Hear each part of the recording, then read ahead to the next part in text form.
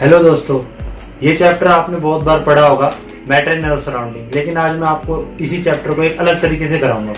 ऐसे तरीके से किसी ने कभी भी आपको ये चैप्टर नहीं कराया होगा। The best part of this method is कि इसमें आपको कुछ भी रटना नहीं है। मैं जो भी आपको बातें बताऊंगा वो सारी नेचुरल है, वो सारी आप रिलेट कर पाएंगे अपने आप से। सारे एग्जाम्पल में जितने भी आपको देने वाला हूँ वो सारे आपके रियल लाइफ के एग्जाम्पल्स हैं।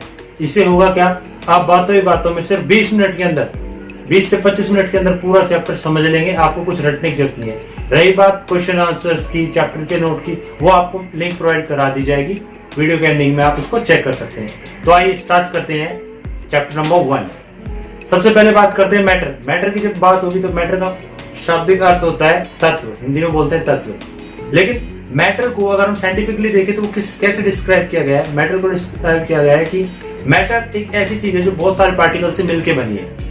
इस चैप्टर को मैं 5 पॉइंट्स में आपको समझा सकता हूँ। पहली बात, मैटर की फिजिकल प्रॉपर्टी क्या है। दूसरा, आपसे पूछेगा उसकी कैरेक्टरिस्टिक्स क्या है। तीसरे में आपसे वो पूछेगा कि इसको कैसे आप किस किस स्टेट में आप उसको क्लासिफाई कर सकते हैं। चौथे पार्ट में आपसे पूछेगा क्या मैटर की स्टेट्स को कन्वर्ट कर सकते हैं। हाँ जी, बिल्कुल कर सकते हैं। पांचवा और लास्ट पॉइंट इस चैप्टर का है वो है इवेपोरेशन। तो मैंने आपको जैसे कि पहले ही बताया था, सिर्फ बातों ही बातों में इस चैप्टर को हम अच्छे से क्लियर कर लेंगे। चलो हम पहले बात करते हैं कैरेक्टरिस्टिक्स की, क्योंकि सबसे पहली बात कैरेक्टरिस्टिक्स क्या होंगी किसी मैटर की। इन जनरल बात करते हैं। अभी मैं आपको सॉलिड लिक्विड गैस के बारे में नहीं, इन जनरल बात बताऊंगा कि कैरेक्टरिस्टिक्स क्या होती हैं। आपको तो पता ही है कि कोई भी चीज इस दुनिया में बनी हुई है बहुत सारे पार्टिकल्स से। तो इसका मतलब ये हुआ, अगर हम कैरेक्टरिस्टिक्स की बात कर रहे हैं तो हर मैटर दुनिया में चाहे वो कुछ भी हो, वो छोटे छोटे पार्टिकल से मिलकर बना है। चैप्टर 3 में हम ये भी समझेंगे उन पार्टिकल्स को एटम भी बोलते हैं। But for now let's assume सभी चीजें पार्टिकल से मिलकर बनी है। दूसरा, हम ये समझेंगे कि जो पार्टिकल्स हैं वो इतने छोटे हैं, इतने छोटे कि आप उनको नेकेड आई से नहीं देख सकते। उनके लिए आपको कंपाउंड माइक्रोस्कोप या इलेक्ट्रॉन माइक्रोस्कोप की जरूरत होगी। सेकंड थिंग इज, हम सेकंड पार्ट में समझेंगे कि फिजिकल नेचर क्या है मैटर का। फिजिकल नेचर इन सेंस मतलब आपको देखने में कैसा लगेगा। फिजिकल नेचर इन सेंस मतलब कि मैटर है तो आप उसको कैसे फील कर पाओगे। हर चीज मैटर है। इनफैक्ट आप कोई सॉलिड, कोई लिक्विड या गैस भी देखते हैं, वो भी मैटर है। अगर हम बात करते हैं मैटर के बारे में तो मैटर, सपोज हम स्टेट्स की बात करते हैं। सबसे पहले states, solid, liquid, gas, 3 well known states हैं। इसके अलावा हमारे पास 2 स्टेट्स और हैं, एक है प्लाज्मा और उसके अलावा एक है बीईसी, बोस आइंस्टाइन कंडेंसेट। इन दोनों के बारे में हम चैप्टर के लास्ट में डिस्कस करेंगे। पहले हम डिस्कस करते हैं सॉलिड के बारे में। तो फ्रेंड्स, सॉलिड होते क्या? What are solids? Solids are those substances in which the gap between the particles is minimum or least, and solids have a definite shape and size. Yes, they have definite mass, but the solids are incompressible. Compress नहीं कर सकते हम solids को। Reason क्या है? Atoms पहले से ही इतने क्लोज है कि आप उनको ज्यादा कंप्रेस कर ही नहीं पाओगे। सॉलिड्स की रिजिडिटी भी अच्छी होती है, उनकी डेंसिटी भी अच्छी होती है, और ये खास बातें हैं सॉलिड्स के बारे में। तो आई होप सो आपको सॉलिड्स की सारी चीजें समझ में आ गई होंगी। एक बार मैं फिर बता देता हूँ। मैटर में हमने सबसे पहले किया सॉलिड। सॉलिड के अंदर होती है रिजिडिटी, ठोस होते हैं। सॉलिड्स के अंदर पार्टिकल्स के बीच में गैप नहीं होता। सॉलिड्स इनकम्प्रेसिबल होते हैं। सॉलिड्स को हिट करने पे पार्टिकल्स में गैप बढ़ जाता है। आई होप सो आपको सॉलिड्स के बारे में अच्छे समझ में आ गया होगा। अब हम बात करते हैं लिक्विड्स की।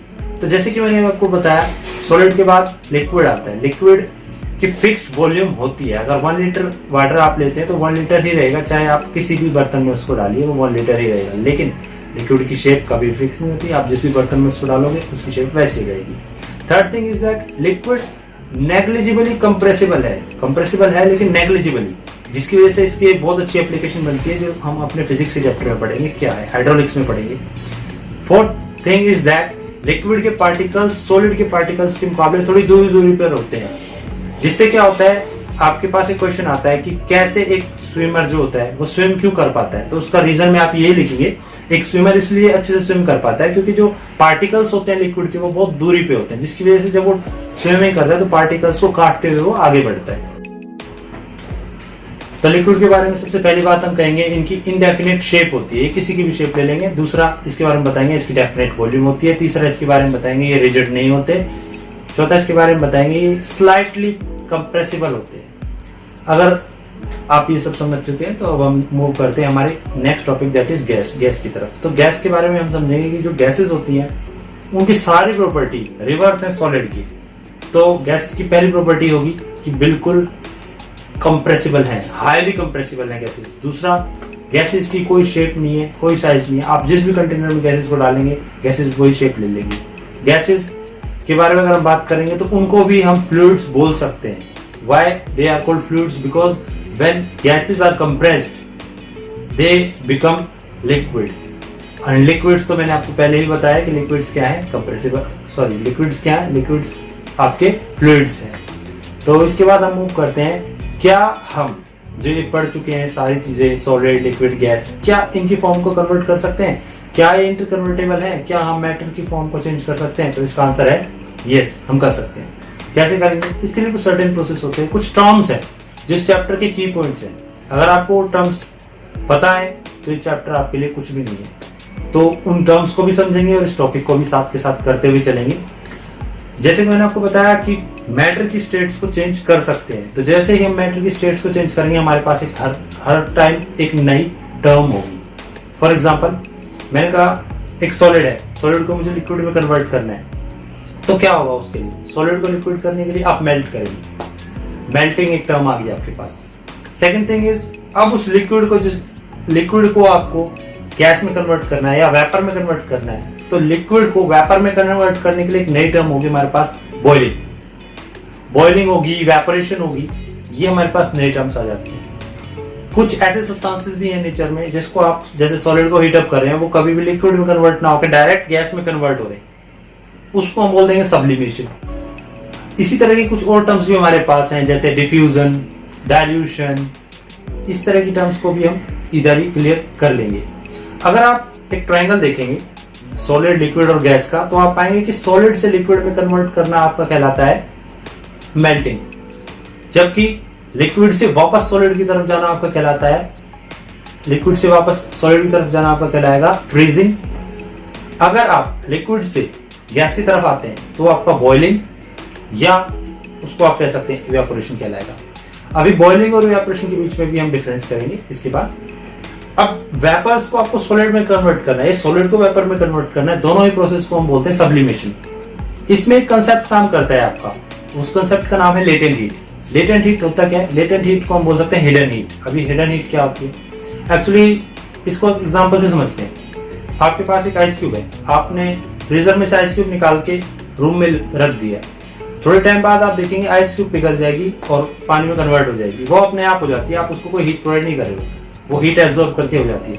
लेकिन जो टेम्परेचर था उस आइस क्यूब का और वो जो पानी जस्ट जो अभी बना है आइस क्यूब से, उसका टेम्परेचर सेम मिलेगा आपको। तो ये क्या था? ये लेटेंट हीट का कमाल था। लेटेंट हीट क्या करती है? किसी भी सब्सटेंस की स्टेट को बदल के रख देती है।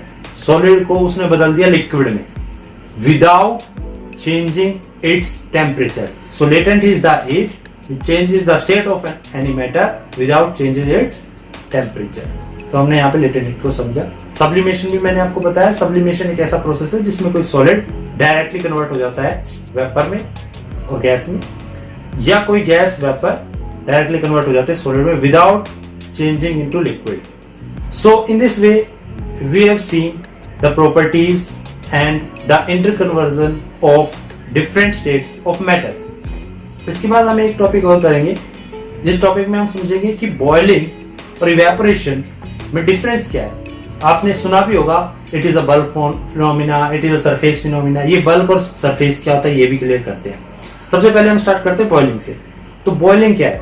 बॉइलिंग एक ऐसा प्रोसेस है जिसमें आप किसी भी लिक्विड को थ्रू आउट गर्म करते हैं।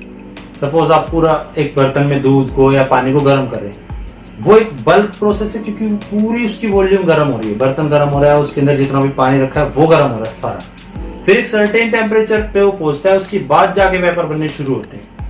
लेकिन अगर हम बात करें इवेपोरेशन की, तो इवेपोरेशन में आप देखते हैं कि जो चीज है आपकी, जैसे सपोज ओशियन मान लिया, हमने बड़े लेवल पे ले लेते हैं, ओशियन हमने मान लिया है, ओशियन की एक सरफेस है, सरफेस पे सनलाइट आती है। सनलाइट से क्या होता है, जो बिल्कुल जो ओशियन की सरफेस है वो हीट अप होती है और वेपर बनने स्टार्ट हो जाते हैं, तो इसलिए उसको सरफेस फिनोमिना बोला गया है।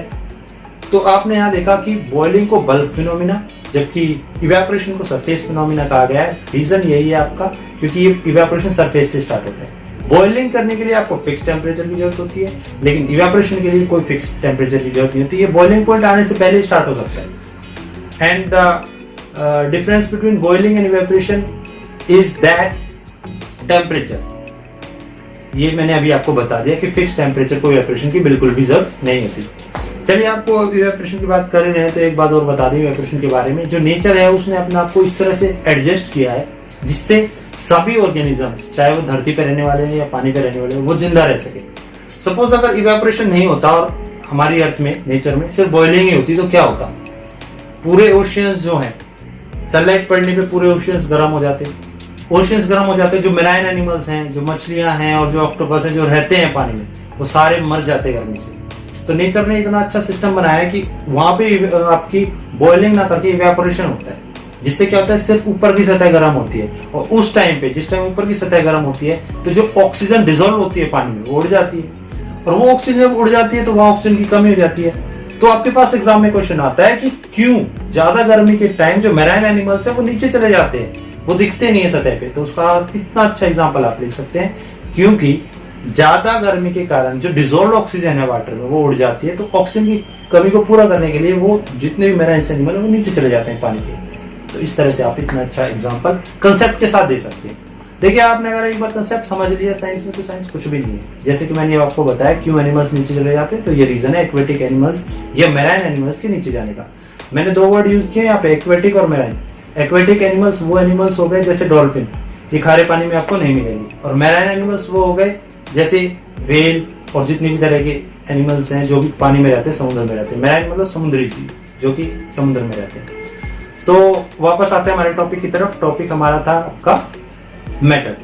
तो इतना सब हम कर चुके हैं। अब एक टॉपिक हमारा बचता है हमारे पास, जो है वो है इवेपोरेशन।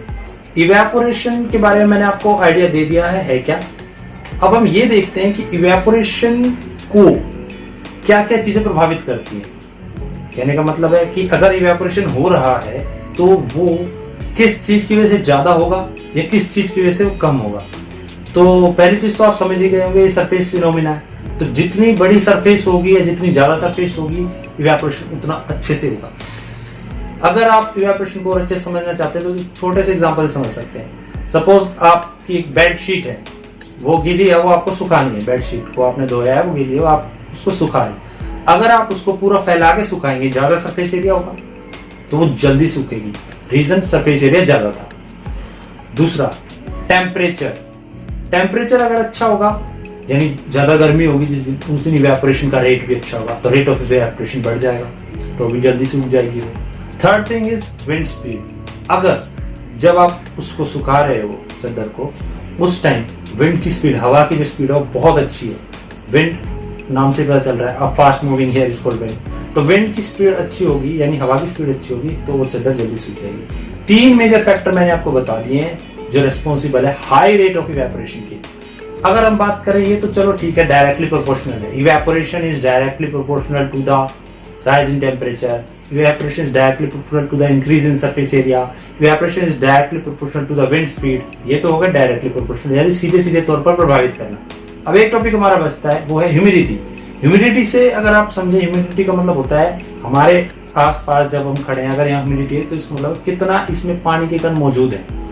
देखिए, बारिश के मौसम में क्या होता है, कपड़े जल्दी नहीं सूखते हैं। रीजन क्या है, चारों तरफ वेपर्स ज्यादा हो जाते हैं, एयर जो है वो वेपर से भर जाती है, जिससे ह्यूमिडिटी बढ़ने की वजह से रेट ऑफ इवेपोरेशन डाउन आ जाता है। तो हम ऐसा कह सकते हैं, इवेपोरेशन जो है ह्यूमिडिटी की बढ़ने की वजह से रेट ऑफ इवेपोरेशन डाउन आएगा। तो ये इनवर्सली प्रोपोर्शनल हो गया। तो अब हम काफी कुछ समझ चुके हैं इवेपोरेशन के बारे में। चलिए थोड़ा इसकी एप्लीकेशंस भी समझ लेते हैं। एप्लीकेशंस मतलब एक चीज आपने समझ ली कि इससे करने से ये होगा, अब हम उसका अपने रियल लाइफ में क्या इस्तेमाल करें, या हमारा फायदा क्या है। इतना हमने जो नॉलेज गेन किया उसका यूटिलाइजेशन क्या है, या जो हमारे आसपास जो चीजें हो रही हैं उनको हम कैसे समझें कि वो कैसे हो रही हैं, उनके पीछे साइंस क्या है। तो देखिए, सबसे पहले साइंस में बताता हूँ। गर्मियों का मौसम है, स्वेटिंग होती है, सबको होती है, किसी को कम होती है, किसी को ज्यादा होती है।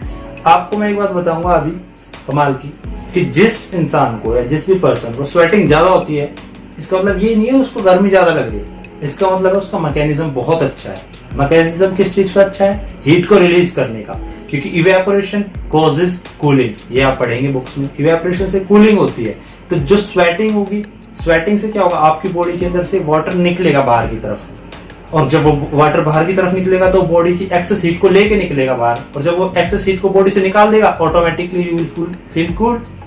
तो ये हमारा एक साइंटिफिक रीजन है कि स्वेटिंग होने का रीजन ये है। मैंने आपको पहले भी बताया था, नेचर ने सारी चीजें इस तरह से एडजस्ट कर रखी है कि इंसान को कोई प्रॉब्लम होती, इंसान नहीं किसी भी जीव जंतु को कोई प्रॉब्लम होती ही नहीं है, सब कुछ ऐसे एडजस्ट किया हुआ है। अच्छा, दूसरी एप्लीकेशन मैं आपको बताता हूँ इवेपोरेशन की।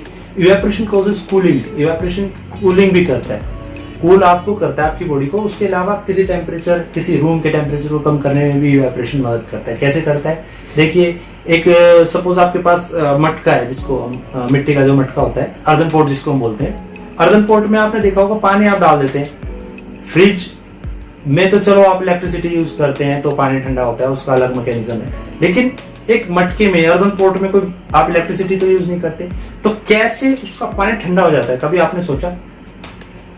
नहीं। तो समझिए अर्दन पोट में क्या होता है, जब आप उसमें पानी डाल के रखते हैं तो वो उसमें से जो हीट होती है उसको धीरे धीरे रिलीज करता है। उसको हीट, एक सिंपल सी चीज, आप किसी चीज को ठंडा करना चाहते हैं तो दो तरीके हैं, या तो उसको ऐसे एटमॉस्फेयर में रखिए जहां ऑलरेडी पहले बहुत ज्यादा सर्दी हो। दूसरा आपका तरीका है उसको ठंडा करने का, जिस सब्सटेंस को आप ठंडा करना चाहते हैं उसके आसपास की एयर को, जो बाहर में है, निकाल के बाहर कर दें। इससे होगा क्या, धीरे धीरे उसका टेम्परेचर डाउन होता चला जाएगा। इस तरह से ये आपका रेट ऑफ इवेपोरेशन, या आप कह सकते हैं इवेपोरेशन, मदद करता है किसी भी चीज को ठंडा करने के लिए। तो देखा आपने कितने इजीली हमने पूरे चैप्टर को समझ लिया। बिल्कुल भी आपको कोई टेंशन लेने की इसमें जरूरत नहीं है कि ये क्या लिखना है, उसका आंसर कैसे करना है, ये कैसे करना है, वो कुछ भी नहीं है। सिर्फ आपको कंसेप्ट समझना है, आपको अपने आसपास की चीजों को ऑब्जर्व करना है, उससे आप समझ पाएंगे ये कैसे हो रहा है। जैसे फॉर एग्जाम्पल, एक वाटर बोतल है, आपने फ्रीजर से निकाली, वाटर बोतल आपने निकाल ली, उसको आपने फ्रीजर से निकाल के रख दिया। थोड़ी देर बाद आप देखेंगे उसके चारों तरफ छोटे छोटे वाटर के मॉलिक्यूल्स बन जाते हैं। वो पानी अंदर से बाहर नहीं आया है, वो जो पानी आप देखते हैं वाटर बोतल्स की जो सरफेस पे आ गया है, वो बाहर का ही पानी था। वो क्या पानी था, वो थे वाटर वेपर जो एयर में प्रेजेंट थे। पर हुआ क्या, जैसे आपने ठंडी बोतल रख दी रूम में, तो अब बोतल का टेम्परेचर कम, रूम का टेम्परेचर ज्यादा, ऑब्वियसली, क्योंकि आपने फ्रीजर से निकाली है। इससे क्या हुआ, जो एयर टच में थी वाटर बोतल के साथ, वो एकदम सडनली कूल हो गई। कूल होते ही उसने क्या किया, वाटर वेपर वहीं रह गए और एयर जो हीट थी वो रिलीज हो गई और वाटर वेपर उससे स्टिक हो गए। तो इस तरह की चीजें आप समझेंगे, ये साइंस है। एंड आई होप सो आपको ये वीडियो काफी पसंद आई होगी, काफी कुछ सीखने जाने को मिला होगा। वैसे इसमें कुछ नया नहीं था, सारी चीजें वही थी जो हम आसपास देखते हैं, बस उसको देखने का एक नजरिया अलग था। हमने इन सारी चीजों को साइंस की नजरों से देखा है, जिसको हम नॉर्मली हम देखते थे। सो आई होप सो कि आपको ये वीडियो काफी पसंद आई होगी और काफी इंफॉर्मेटिव भी रही होगी आपके लिए। ऐसी वीडियो देखने के लिए आप हमारे चैनल को लाइक और सब्सक्राइब कर सकते हैं। Thank you.